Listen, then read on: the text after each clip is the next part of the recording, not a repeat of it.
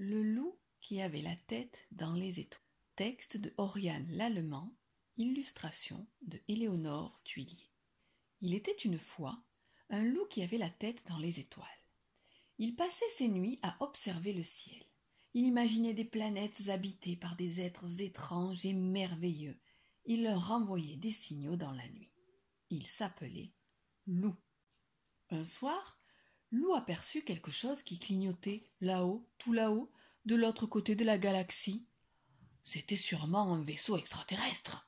Fou de joie, il fila voir Maître Hibou. « Mais non, voyons, c'est juste une comète, lui assura le vieux hibou. Il n'y a que nous dans l'univers, mon pauvre loup. Quelques nuits plus tard, Loup fut réveillé en sursaut par un énorme bang. Il se précipita dehors, et ce qu'il vit le sidéra. Un vaisseau spatial était posé dans son potager. La porte du vaisseau s'ouvrit, et d'étranges créatures apparurent. On aurait dit des loups, en plus petits, en plus mimi aussi. « Salut loup, nous sommes les loups et nous avons besoin de toi. »« Notre roi, le gros loups, a perdu le plaisir de rire, » expliqua un loups. « Depuis, quelle tristesse sur notre planète. »« Le rire, c'est ta spécialité, tout l'univers le sait, » ajouta un autre loups.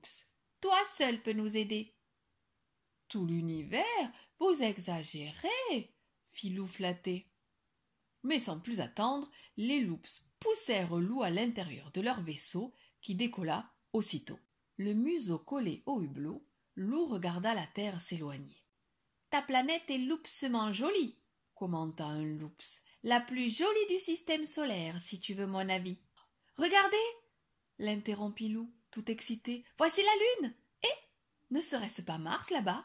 Oh non, changez de trajectoire, vite. C'est rempli d'astéroïdes par ici. Nous allons être pulvérisés. »« Enfin quelque chose de marrant, » répondit un loups. « Accroche-toi, Loup. Tu vas adorer. » Laissant le soleil derrière lui, le vaisseau zigzaga entre les astéroïdes, plongea vers Jupiter et fit la toupie autour des anneaux de Saturne. Ballottés dans tous les sens, les loups hurlaient de joie. « Allez, assez loupsé, » dit le pilote. « Cette fois, on y va à vitesse grand V. »« Où ça ?»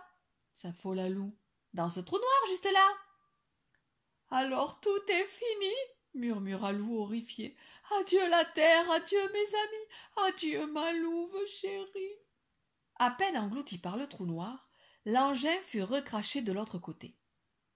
Surpris, Loup ouvrit des yeux grands comme des soucoupes volantes.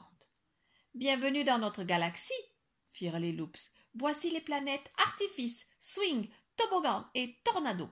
Mais la plus chouette, c'est Looping, notre planète. » Loup observa la planète qui se rapprochait.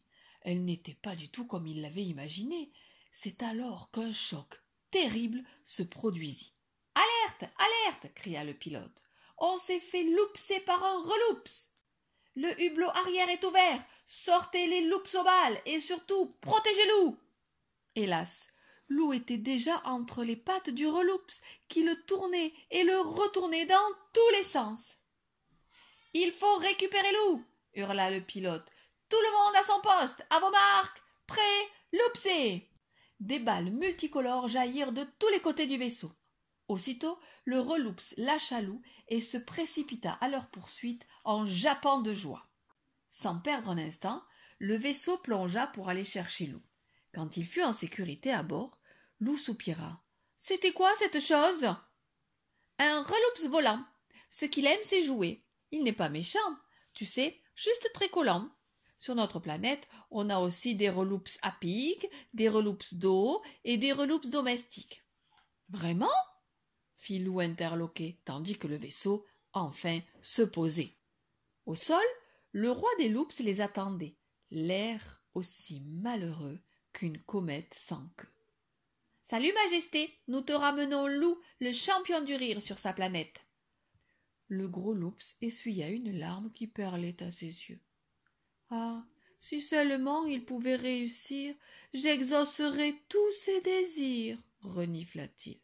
« Vas-y, Loup, fais-moi rire. » Loup raconta ses blagues préférées. Il fit toutes les grimaces qu'il connaissait. Le roi ne sourit pas une seule fois.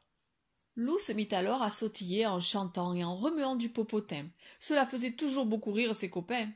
Au début, rien ne se passa. Et puis, il commença à rebondir plus haut, toujours plus haut. Il ne pouvait plus s'arrêter.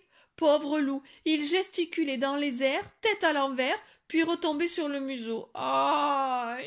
Pour repartir valser plus haut et rebondir sur le derrière. Ouh! Voyant cela, le gros loups partit dans un fou rire gigantesque, et plus il riait, plus il rebondissait lui aussi. Peu à peu, la planète Looping tout entière fut agitée de tremblements, et vloup-la-boum, elle fit un grand bond. Aussitôt, le paysage se transforma. « Bravo, Loups, tu as réussi !»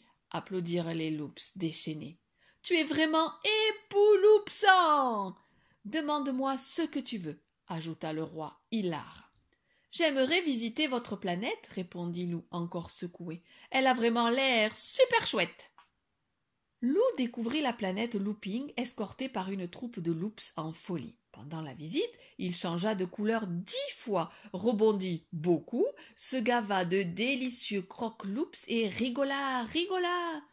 Quand la nuit tomba, Loup avait des étoiles plein les yeux. « Merci pour cette incroyable journée, mais je suis fatigué, j'aimerais rentrer sur Terre. »« Comme tu préfères, Loup. Cette sonde spatiale va te ramener chez toi. Bon voyage interstellaire et surtout, ne nous oublie pas. » Lorsqu'il se posa dans son jardin, Loup poussa un soupir de soulagement.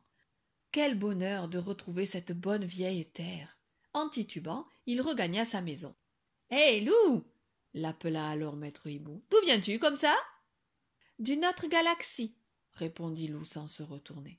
« Mais si je vous racontais, jamais vous ne me croiriez. Bonne nuit, maître hibou. »